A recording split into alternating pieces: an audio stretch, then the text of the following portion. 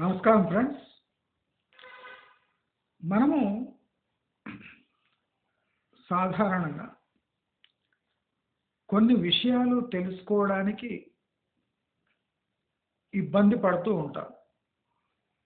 అదే కాకుండా కొన్ని విషయాలు తెలుసుకోవాలన్నా మొహమాట పడుతుంటాము. అవి అర్థం కావు అని భావిస్తూ ఆ విషయం గురించి తెలుసుకోవడానికి ట్రై కూడా చేయం.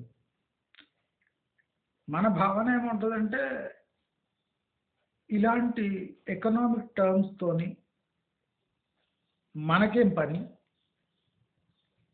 అంటే ఇన్ఫ్లేషన్ అంటే ధరల పెరుగుదల యొక్క సూచిక. తెలుగులో చెప్పాలంటే నాకు ఇబ్బంది కలిగినా నేను తెలుగులో కొన్ని వర్డ్స్ నేను చెప్తున్నా. ధరల పెరుగుదల యొక్క సూచిక ఇస్ ఇన్ఫ్లేషన్. అదే కాకుండా జీడిపి అంటే మన కంట్రీలో టోటల్ గూడ్స్ అండ్ సర్వీసెస్, అంటే గూడ్స్ అంటే ఇక్కడ ప్రొడ్యూస్ అయ్యే ప్రోడక్ట్స్ అండ్ సర్వీసెస్ అంటే మనకు మీ సేవ అట్లా సర్వీసెస్ ఉంటాయి. కన్సల్టెన్సీ, టీచింగ్, అంటే ఏదైనా సర్వీస్ ఇస్తున్నా గూడ్స్ లేకుండా సర్వీస్ ఇచ్చేదాన్ని కూడా గూడ్స్ అండ్ సర్వీసెస్ అంటారు. దీని యొక్క గ్రాస్ వాల్యూస్ని జీడిపిగా పరిగణిస్తారు. మీకు అర్థం కాకపోయినా అర్థం చేసుకోవడానికి ట్రై చేయండి. నేను ఎందుకు చెప్తున్నా అంటే ఎస్పెషలీ మన తెలంగాణ రాష్ట్రంలో తెలివి లేదని కాదు, తెలివి బాగా ఉంది. వడ్డీ లెక్కలు వేస్తారు, అపర చాణక్యులు వేరే విషయాలు. కానీ ఏదైనా సఫిస్టికేటెడ్ థింగ్ వచ్చింది అంటే నేను అదంటలేను, ఎందుకంటే మీరు సెల్ ఫోన్ ఆపరేషన్లో టాప్ ఉండొచ్చు మీరు, నేను అది కూడా లేదంటలేదు. కానీ కొన్ని విషయాల పరిజ్ఞానం ఉంటే కొన్ని వేరే విషయాలను మనం ఈజీగా అర్థం చేసుకోవచ్చు. నేను అందుకోసము ఫస్ట్ నాకు అర్థమైన విధంగా నేను తెలుసుకొని మీకు తెలుగులో చెప్పడానికి నేను ట్రై చేస్తాను. దాంట్లో కొన్ని ప్రాబ్లమ్స్ కూడా రావచ్చు, కానీ బొటాబొటిగా మీకు ఆ విషయం అర్థమవుతుంది అని నేను భావిస్తున్నాను. ఒక క్లిష్టమైన టర్మ్ని అంటే జీడిపి, ఇన్ఫ్లేషన్ లేదా ఎకనామిక్ గ్రోత్ ఫిగర్స్, టాక్సేషన్ లేదా ఇతరత్ర ఏ ఎకనామిక్ టర్మ్స్ అయినా మనము దాన్ని విడదీసి విభజించి దాని గురించి తెలుసుకునే ప్రయత్నం చేస్తే చాలా ఈజీగా ఉంటుంది. ఇది లెక్కలు అంత టఫ్ కూడా కాదు, సోషల్ అంత టఫ్ కూడా కాదు. ఎకనామిక్స్ అనేది సోషల్ యొక్క ఏమంటారు దాన్ని సంటిబిడ్డ లాంటిది. మనం ఏమనుకుంటాం ఎకనామిక్స్ అన్నిటికన్నా చాలా పెద్దది అనుకుంటాం. కాదు కాదు, మీరు సోషల్ బుక్ 10th చదివే కన్నా ఎకనామిక్స్ ఈజీగా నేర్చుకోవచ్చు, అంత సులభతరంగా ఉంటుంది. ఎకనామిక్స్లో ఎంత పైకి పోతుంటే అంత ఈజీగా అర్థమయ్యే సబ్జెక్ట్స్ ఉంటాయి. కింద హార్డ్ ఉంటుంది, పైన ఈజీ ఉంటుంది. ఎందుకంటే పైనకి వచ్చే వరకు మనం ఫిల్టర్ అయిపోయి ఉంటాం. మనకు కొన్ని సబ్జెక్ట్సే ఉంటాయి, అవి కాంప్లికేటెడ్ అనిపించినా ఈజీగా అర్థం చేసుకుంటే మన నిజ జీవితంలో వీటిని అర్థం చేసుకొని మనం డిసిషన్ తీసుకునే టైం వచ్చేసింది. చాలామందికి అది అర్థమవుతలేదు. అందరికీ జీతాలు, ఇంక్రిమెంట్లు, అది కాకుండా ఇన్వెస్ట్మెంట్, స్పెండింగ్ అంటే ఖర్చు, ఇవి తప్ప వేరే ఏవి బుర్రలు ఎక్కవు. ఎక్కించుకునే ప్రయత్నం కూడా చేయరు. దానివల్ల ఏమవుతుందంటే వీళ్ళు ఊహాజనిక లోకాల్లో విహరిస్తూ ఏండ్ల కొద్దీ ఏదో ఒకటి సడన్గా మనతో అవుతుందని భావిస్తూ జీవితం గడిపేస్తూ ఉన్నారు. కానీ అలా కాకుండా ఈ జీడిపి అనే ఒక దీన్ని మనం విభజిస్తే అసలు ఈ జీడిపి అని ప్రతి 3 నెలలకు 6 నెలలకు ప్రభుత్వాలు ఎందుకు మొత్తుకుంటాయి? దీని వెనక ఉన్న మర్మం ఏమి? అసలు జీడిపి అంత ఇంపార్టెంటా? ఉమ్? దీని గురించే ప్రభుత్వాలు ఎందుకు పాటుపడుతుంటాయి అనేది మనము ఇవాళ మీకు సులభతరంగా అంటే ఈజీగా అర్థమయ్యేటట్టు చెప్తా. ఇదేం పెద్ద బూచి ఏం కాదు, ఎవడైనా నేర్చుకోవచ్చు. ఈ స్థూల ఉత్పత్తి of goods and services combined దాన్నే జీడిపి అంటారు, గ్రాస్ డొమెస్టిక్ ప్రోడక్ట్. అయితే ఈ జీడిపి యొక్క ఇంపార్టెన్స్ ఎందుకు ఉంటుందంటే ఇది మన దేశం యొక్క ఆర్థిక స్థితి యొక్క సూచిక. ఇది కొన్ని ప్రమాణాలతో దాన్ని తయారు చేసి ఈ ప్రమాణాల వల్ల మన దేశ ఆర్థిక స్థితి ఇలా ఉంటుంది అని ఒక సూచిక, ఒక టేబుల్ తయారు చేస్తారు. ఈ టేబుల్లో ఏముంటుంది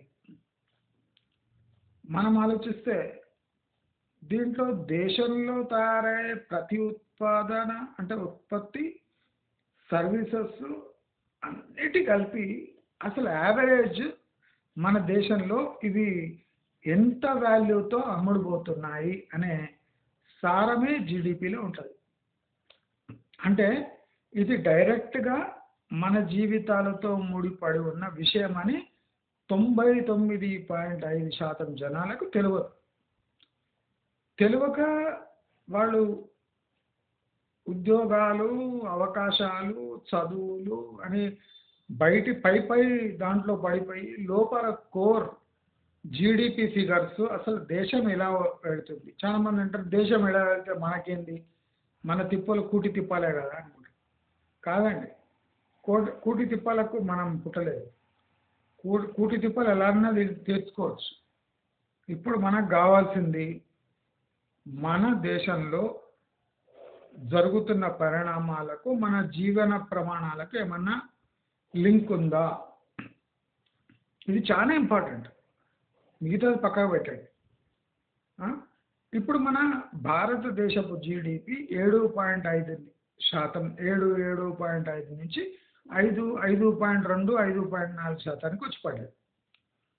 ఇది ప్రభుత్వం జారీ చేసిన జీడిపి ఫిగర్స్. ఇది తక్కువ ఉండొచ్చు, కొద్దిగా ఎక్కువ కూడా ఉండొచ్చు. అంటే ఈ జీడిపి తక్కువైతే మనకేమన్నా నష్టమా, సామాన్య ప్రజలకి ఏమన్నా నష్టమా?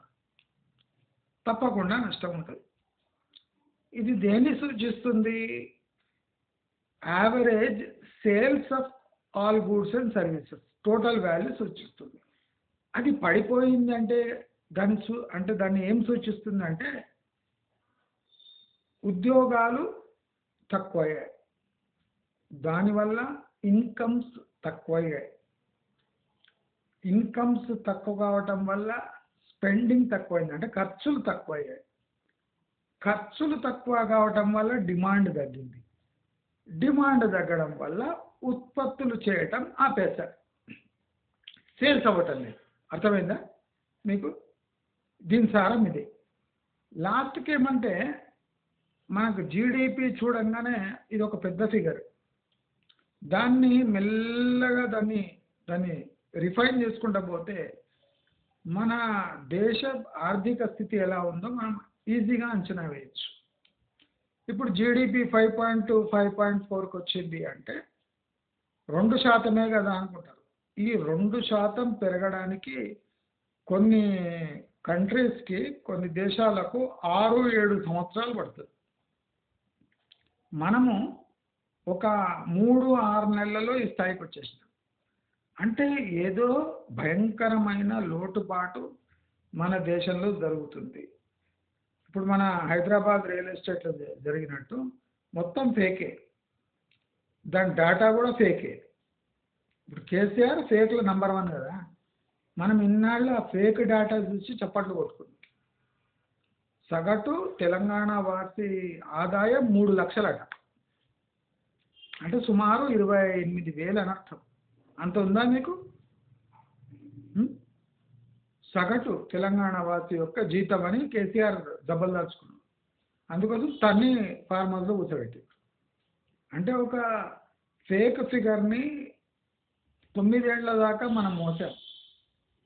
అది తెలుసుకునే వరకు తెలంగాణను సర్వనాశనం చేసిండు ఈ కేసీఆర్. అంటే ఒక డేటా మనం ఇగ్నోర్ చేస్తే మన జీవితాన్ని అతలాకుతలం చేసేసినాక మనకు తెలుస్తుంది ఈ డేటా ఎంత పని చేసిండ్రా నాయన మనం పట్టించుకోకపోతుంది. అలాంటి ఫిగరే జీడిపి. ఇప్పుడు జీడిపి 2% పడ్డది. దీనికి కారకులు ఎవరు? దీనికి కారకులు ఎవరు అంటే 60% ప్రభుత్వము, 40% ప్రజలు. ప్రభుత్వాలు అన్ని పనులు చేయలేవు, ఇది గుర్తుపెట్టుకోవాలి. జీడిపి ఫిగర్స్ ప్రభుత్వం యొక్క పనితీరును 60%మే ముందర పెడుతుంది. 40% ప్రజల తప్పిదాలు కూడా ఉంటాయి. దానివల్లనే జీడిపి పడిపోతుంది. ఇప్పుడు ప్రభుత్వాల తప్పు ఏముంటుందంటే, ప్రభుత్వాలు ఈ దేశంలో అయ్యే ఉత్పత్తులకు సరైన ధర వచ్చేటట్టు చూడలేకపోవడం. మాకెప్పుడు రైతు బంధు, రైతులకు రుణమాఫీ, రైతులకు మద్దతు ధర తప్ప ఈ దేశము ఇండస్ట్రీస్ గురించి ఆలోచించడం మానేసి కేవలం రైతుల భజన చేస్తే ఆ జీడిపి 7.5 దగ్గర నుంచి 5.2, 5.4 వచ్చి పడి. అంటే మనం ఏం భావిస్తామంటే, ఒక వ్యాపారవేత్త ఒక ఇండస్ట్రీ పెడితే లాస్ అయితే వాడే సూసైడ్ చేసుకొని చావాలి. కానీ ఒక రైతు పంట వేసి నష్టపోతే దానికి గవర్నమెంట్ తోడుగా ఉండాలి. అంటే ఇక్కడనే మన నిబద్ధత తెలుస్తుంది ఫ్యాక్టరీల వచ్చి. అయితే ఫ్యాక్టరీలకు ప్రభుత్వాలు మద్దతు ఎందుకు ఇవ్వాలి? మన నాగేశ్వర్ వచ్చి ప్రభుత్వాలు మన దేశంలో ఉన్న పారిశ్రామికవేత్తలకు అన్నాడు. ఏమి ఎందుకు కావద్దు? ఒక పరిశ్రమ అంటే ఒక 300-400 నుంచి 1,200 మంది పనిచేస్తారు. ఒక రైతు దగ్గర ఎంతమంది పనిచేస్తారు? పోనీ ఒక 100 మంది రైతుల దగ్గర 100 మంది కూలీలు పనిచేస్తున్నారు. 200 మంది, అది పార్ట్ టైం, ఫుల్ టైం కాదు. అంటే 100 మంది రైతులు కలిసి ఒక 100 మందికి జాబ్ ఇవ్వరు. కానీ ఒక 10 మంది పారిశ్రామికవేత్తలు కలిపి ఒక 10,000 మందికి జాబ్ ఇవ్వగలరు. అందుకోసం వాళ్ళ రుణాలు మాఫీ చేసినా మనం గుద్ద నోరు మూసుకొని కూర్చోవాలి.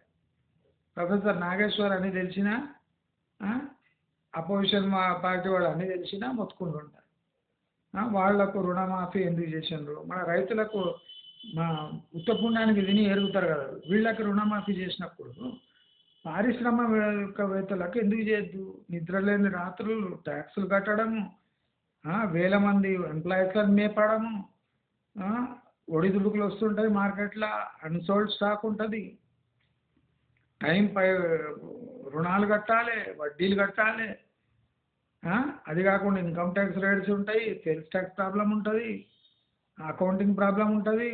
ఇవన్నీ పెట్టుకొని ఒక పారిశ్రామికవేత్త ఒక ఫ్యాక్టరీ నడిపిస్తుంటే వాడి రుణమాఫీ చేస్తే వీళ్ళ గుద్దల మొత్తం పైల్స్ వచ్చేస్తాయి.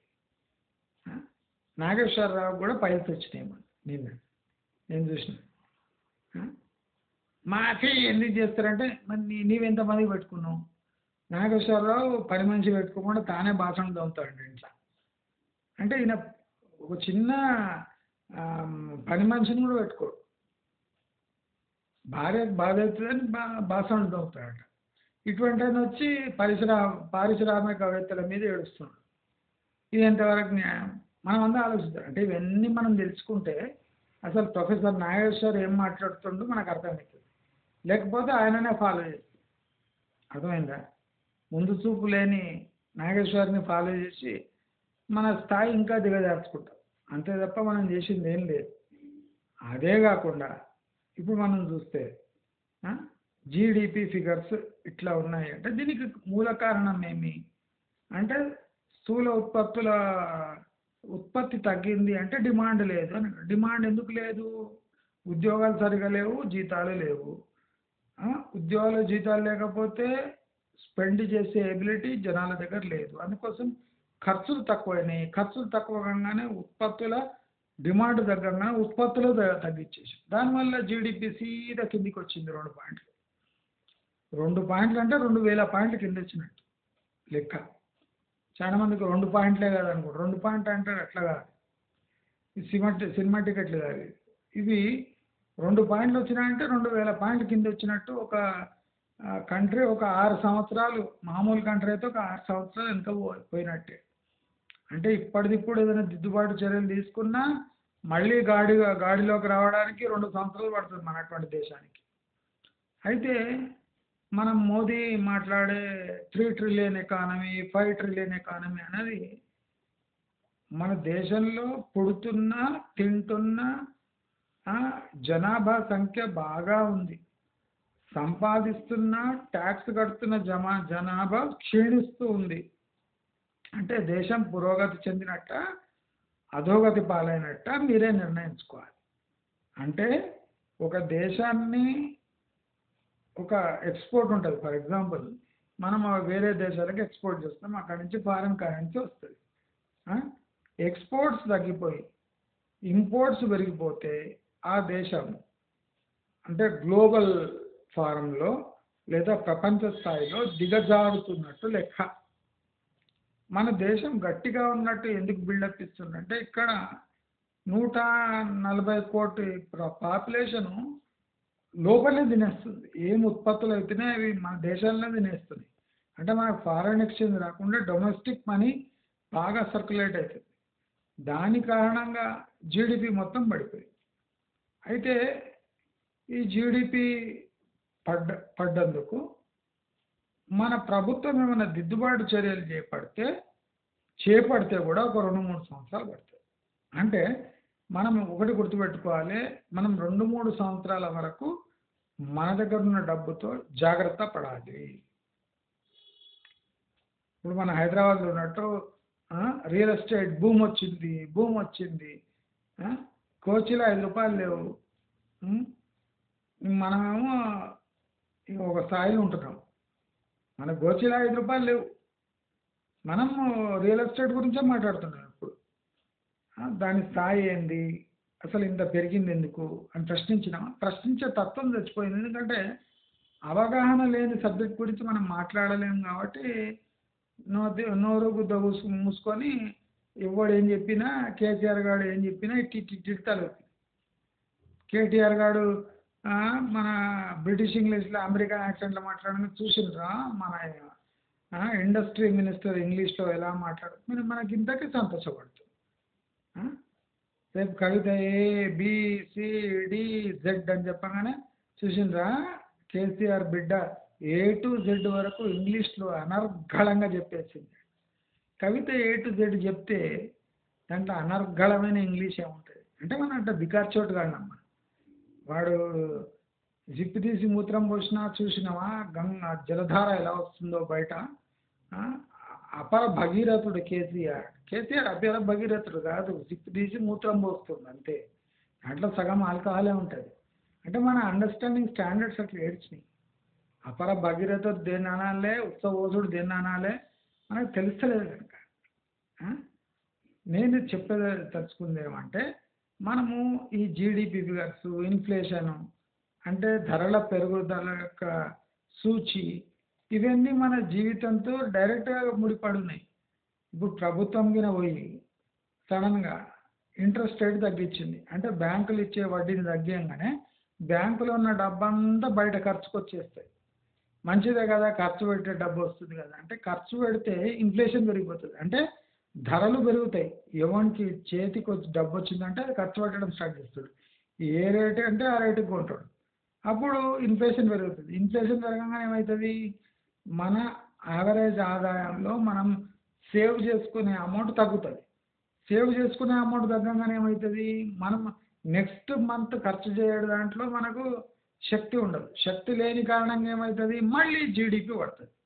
అంటే ఒక్కసారి ఏదైనా చర్య తీసుకున్నంటే ప్రతి చర్య విపరీతంగా ఉంది కనుక భారత ప్రభుత్వం కూడా గత 3 సంవత్సరాలుగా అన్ని రంధ్రాలు మూసుకొని RBI repo rate, interest rates అన్నీ అక్కడనే పెట్టుకొని చోద్యం చూసుకుంటా జీడిపి పడిపోతున్నా కిమ్ అంటలేదు. కిమ్ అన్నది ప్రభుత్వం, కేంద్ర ప్రభుత్వం అంటే ఇంకా పడిపోతుంది. అందుకోసం కిమ్ అనకుండా, కుట్ అనకుండా ఏ జీడిపి ఫిగర్స్ వచ్చినా ఎవడు సౌండ్ చేస్తాడు. అంటే ప్రజలకు అర్థమైతే కదా జీడిపి అంటే ఏంది. అయితే ఆవాజ్ చేస్తారు కదా, అది గురించి ఏం తెలియదు. ఒకటే రియల్ ఎస్టేటు, ఒకటే భూములు, ఒకటే స్క్వేర్ ఫీట్ లెక్కలు, స్క్వేర్ యార్డ్ లెక్కలు, టైల్స్, ఇవే చింత. లేదా పెట్టుబడులు, సిప్పులు, ఎస్డబ్ల్యూపీలు. కానీ దేశంలో ఏం జరుగుతుందంటే మనకేం అవసరం, మనకు అనవసరం అని చెప్పే మన కొంపలు కొల్లరైతున్నాయి. అవసరం అంటే దాని అవసరం తెలుసుకుంటాడు, తెలుసుకొని లాభం ఉంటేసి వెళ్ళిపోతుండు. చాలా మంది ఎవరికి లాభం కలుగుతుందో వాడు పట్టించుకుంటలేడు. కనుక మనం అందరము ఈ జీడిపిని సీరియస్గా తీసుకుందాం. పడిపోయిన జీడిపి అంటే మన కారణం కూడా ఉంది, మన ఎంటర్ప్రినర్ ఎబిలిటీ కూడా ఉంది. మనం ఎక్స్పోర్ట్ చేస్తలేము. మనం ఉన్నది కిరాణా షాపులు, ప్రతి ఒక్కరు కిరాణా షాప్ ఓపెన్ చేసుకొని తినడం తప్ప. మన ఆంధ్రాలో ద్వారం పోటీ చేసినట్టు రేషన్ బియ్యం తీసుకుపోయి సౌత్ ఈస్ట్ ఏషియాలో అమ్మేస్తుంది. అంటే చూడండి ఎట్లా అంత డైనామిక్ లీడర్ వాడు. అట్లా డైనామిజం మన తెలంగాణ లేదు. మనం ఆ ఇండ్ల దగ్గర అక్కడిక్కడ 10 రూపాయల కిలో అమ్మేసుకుంటాం, వాడు 30 రూపాయల కిలో అమ్ముతుండు బయట దేశాలకు. అట్లా ప్రతి ఒక్కరూ బయట దేశాలకు ఉత్పత్తి పంపించాలి, మనం తయారు చేసి బయట దేశాలకు పంపించాలనే ఆ స్పిరిటే లేదు. ఎందుకంటే ఎక్స్పోర్ట్ అంటే ఇన్ని సంతకాలు పెట్టాలి, ఇన్ని పేపర్లు సబ్మిట్ చేయాలి. దానికన్నా ఒక కిరాణా తీసుకుంటే పోయి దాంట్లో తొంగవచ్చు. ఎవడైనా వస్తే వానికి బిస్కెట్లు, చాక్లెట్లు, కుర్కురేలు ఇచ్చేస్తే మన మన అంటే ధ్యేయం నెరవేరుతుంది. ఎక్స్పోర్ట్ ఏంటి చేయాలి, మన ఇంటికాడికే సౌకారు వస్తాడు. ఆ సౌకారు ఇచ్చిన ధరకే వడ్లు ఇచ్చేస్తే వాడు కళ్ళు పైసలు ఇస్తాడు, సారా పైసలు ఇస్తాడు, తాగి తొంగుంటే అయిపోయి. మనం కష్టపడాలనేందుకు, ఈ బియ్యాన్ని ప్యాక్ చేయాలనేందుకు, దుబాయ్కి ఎందుకు పంపించాలి? వాడు పైసలు ఇస్తే అది బ్యాంకులో వచ్చి పడి మనకు వచ్చే కన్నా సావుకారికి ఫోన్ కొడితే కళ్ళానికి వస్తాడు, వడ్లు ఎత్తుకపోతాడు, చేతికి పైసలు ఇస్తాడు, సాయంత్రం కళ్ళు కంపంలో కూర్చోవడం, తాగడం, తొంగడం. ఇది బెస్టా, ఎక్స్పోర్ట్ చేయడం బెస్టా? అంటే ఇలాంటి ఓళ్ళు ఉండే వరకు మన దేశ జీడిపి ఇట్లనే పడుతూనే ఉంటుంది, మనకు సోయి ఉండదు. అది ఎక్కడో 3.2 కిందికి పోగానే అప్పుడు నరేంద్ర మోదీ ఏం చేస్తుండు, అమిత్ షా ఏం చేస్తుండు, వాడేం చేస్తుండు, వీడేం చేస్తుండని నానా బీభత్సం చేసి ఏం చేయలేక చేతులు ముడుచుకొని ఉన్న పైసలు రేషన్ బియ్యం కొనుక్కొని తినే పరిస్థితి రాకముందే మీరందరూ ఇటువంటివన్నీ తెలుసుకొని అవగాహన చేసుకుంటే మిమ్మల్ని మీరు జాగ్రత్త పరుచుకొని దేశాన్ని కూడా జాగ్రత్తగా గమనించే అవకాశం ఉంది. ఇది అర్థం కాదు పో అని విడిచిపెడితే రేపు మీ కొంప కొల్లేరు చేసేసి మీకు ఎక్కడ దిక్కు దివానా లేకుండా చేస్తుంది. కనుక ఇలాంటి వాటి గురించి మీరు తప్పకుండా తపనబడి నేర్చుకోవాలి. దీనివల్ల మీ జీవితంలో జాగ్రత్తలు తీసుకునే అవకాశాలు ఉంటాయి అని తెలియజేస్తూ, మీకు ఈ వీడియో నచ్చినట్టయితే లైక్, షేర్, సబ్స్క్రైబ్ చేసుకోండి. నమస్కారం.